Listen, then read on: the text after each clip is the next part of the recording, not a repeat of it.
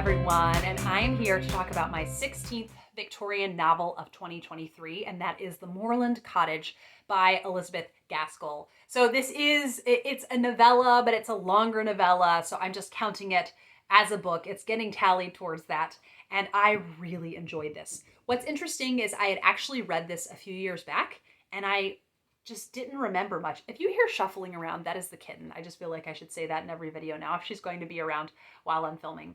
And I don't know why I didn't remember much about this book. I think I read it in a hurry the first Victober because it is actually the inspiration for George Eliot's The Mill on the Floss, and the group read, the very first Victober, was The Mill on the Floss. And I just wanted to have that background, like what inspired George Eliot? This was the group read for my Patreon for the month of June. I had to think about that for a minute, and it was just lovely to discuss this with everyone, and especially because it was a short book. I had a lot higher attendance at the book discussion than I do for some of the longer ones. It just is easier to make time for a shorter Victorian book, novella. And so it was really wonderful to really unpack this story and get all of the kind of marrow out of the story that we could. And I just really love Gaskell's writing. And so I would say that the strength of this novella is not necessarily in its characterization.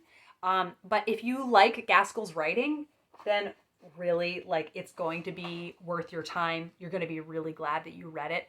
And I would say that aside from Sylvia's Lovers, I think this has her most beautiful nature writing in it. I was just taken away by so much of it. So this book is kind of, it shows the pain that can exist when there are siblings that are pitted against each other. And so you have Maggie and Edward, and their mother clearly favors Edward. It's really obnoxious. And I will say that you can tell this is an earlier work from Elizabeth Gaskell. It's kind of didactic in the way that it's portrayed. Some of the people at the discussion said they felt like they were just being beaten over the head with, we get it. The mom likes Edward more. Can we do more with this? So that was one aspect of it. This is an earlier work of Gaskell. And along those lines, then there is a neighboring family of high class and just very high standing in the community. And so Edward and Margaret get to know these people that live nearby. And so there is Fred and his cousin Arminia. I think that's Arminia? I think that's her name. And how their relationships kind of flourish, or how there's kind of a push and pull in the relationships.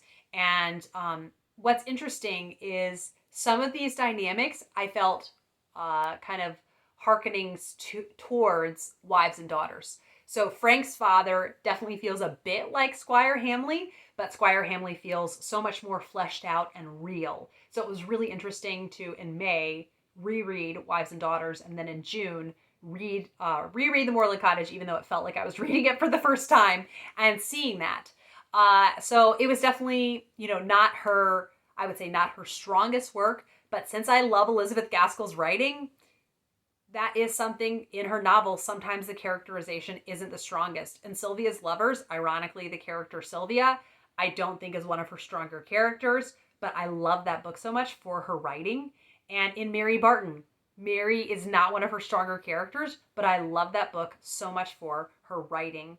And it was really interesting. One of the kind of elements of the plot that really spoke to me is that Edward's mother is so focused on, if I can just get Edward to be educated and he can raise us up from how we've been so low, he can raise us up, then everything will be all right in our lives. And there's so much kind of on knowledge, so much emphasis put on that there is this real neglect of his character. And I've heard it said, I think it's on the Literary Life podcast, that knowledge without virtue is futile. And then actually when I was telling my husband, he was like, yes, and that's knowledge plus virtue is wisdom.